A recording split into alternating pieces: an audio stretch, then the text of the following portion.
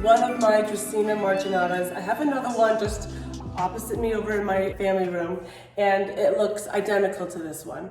They're both coming in around 6 feet. They have 3 stalks, and each of the 3 have 3 further stalks on top of those. And this plant recently had a pest problem. I had to repot it. I ended up just repotting both and changing out the soil just to make sure that there wasn't, because they're close together and I didn't trust either of them. So this one then kind of lost about half its leaves, I think from both the pests, and I sprayed a lot of fungicide on it, so I kind of scared it, but it hasn't died. It's actually doing okay. And that was about 10 days ago that operation occurred. So my house is quite modern. I like quite a modern design. And these are sort of in a modern shape. They're very symmetrical. They grow very straight up. So the nursery that they grew in, they must have rotated them very evenly or had the light source always rotating, because these tend to grow toward the light, but these are going up, the stalks go up very, very straight, which I like the look of that. But as I've researched this plant more and more since I've had it, I bought it and didn't know anything about it. But since I've had it, I've kind of been researching. And in the wild, or just depending on how these are cut and trained, they can grow all kinds of cool shapes. And I even noticed here at the top here, it's starting to bend a little bit. And I kind of would like to introduce that shape to this plant. And how I'm going to do that is with propagation. And before I got into plants, so I've been interested in plants for about a year now. And prior to that, I knew what propagation was from a biology standpoint, but I always kind of thought it was like the secret trade of horticulturists and didn't realize how simple it actually was. I have since propagated my Monstera plant successfully. It's now in its own pot, doing quite well. I am propagating currently my fiddle fig, and it's currently in water growing roots. So I'm feeling a little more confident in my propagation skills. So I'm hoping to chop this up a little bit in hopes that over time it will give a little bit of a more organic, kind of that bendy look. Because my house is very angular, I love symmetry and right angles and straight lines.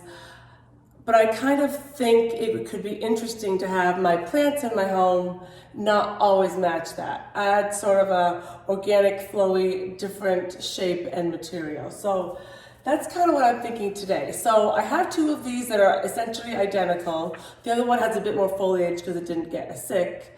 But I'm gonna try it with one, see how it goes. Give it a few weeks, see if I'm successful in the propagation, and if so, then maybe I'll try a similar thing like that on this plant. So let me show you down. Let me try to rotate the camera. Okay, here we go. So I have it in this oversized planter. I still need to get this raised and situated a little bit better. But here's the stalk I'm considering cutting. I'm gonna keep these because I like the height of these, and this is this is basically 3 plants planted together. And I want to cut this one, let me pick you back up. I want to cut this one right about here. So understanding this plant grows from the top.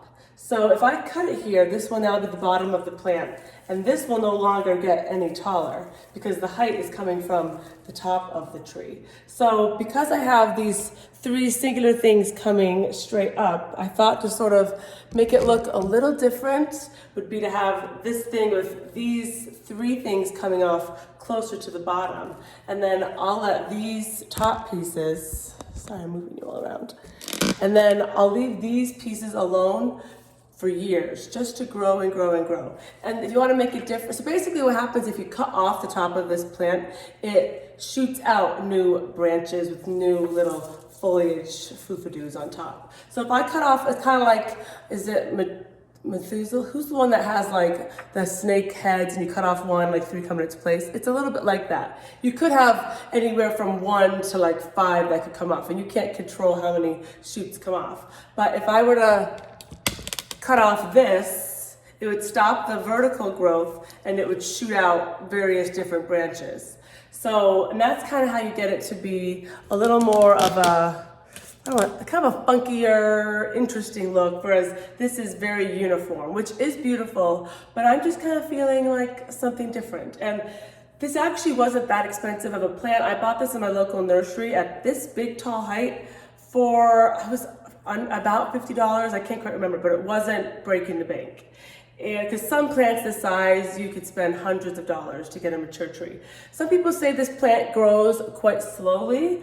I've had this plant for about 10 months and I've had, I don't know, a good 6 to 8 inches in less than a year. So I actually think this plant grows moderately quickly. So I mean, like my Monstera plant has like exploded in growth. So, I mean, all things relative, but I would not say this is an extremely slow growing plant. Although I do have a lot of sun in my house. The greater the sun, the faster the growth. And so there we are. I'm a little bit nervous. I don't even have like pruning shears. I'm that much of a novice at planting, but I do have a Cutco knife and I have some water. I'm gonna do water propagation. This plant can grow in either soil propagation or water propagation. Most things can, but this one seems to be a very easy one to propagate, which is just amazing to me that plants can do this. So I'm thinking I could cut it here. It would still provide a good amount of height and stock for this plant. Oh, I didn't explain this. So I'm gonna cut the top off of this, propagate it in that water, have it grow roots, and then I'm going to replant it into this plant so that there's now 4 of them growing. And I'm hoping that these provide some weaving and curling down lower as these just continue to grow tall.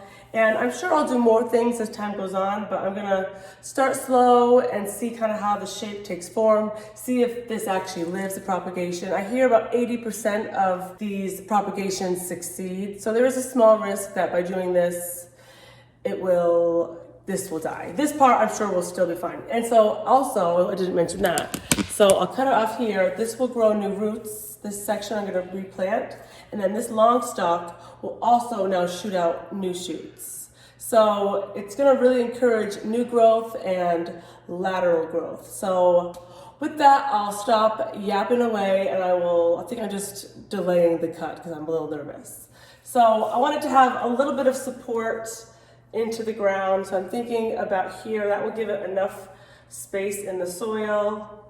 And yeah, let's do this. Ooh.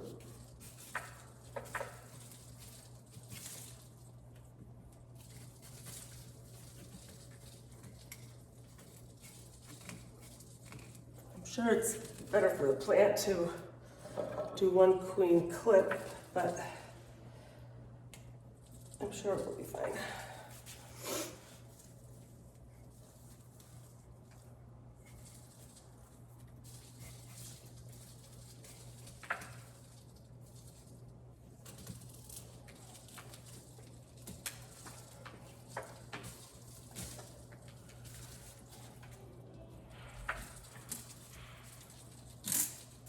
Ooh, here we go.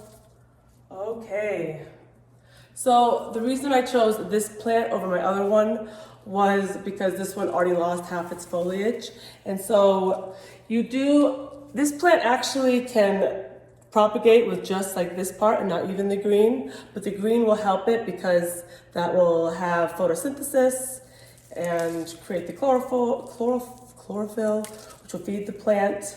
But if you have too many of these, it will stress on trying to feed the leaves and keep them alive and green versus growing roots. So some green helps with gathering energy from sunlight, but too much makes the process too difficult. So I'm gonna remove even further some of these just to give it the best chance possible. And I think that these actually get green pretty quickly, so I'm not too worried. I'd rather risk that it will work. We'll go to there.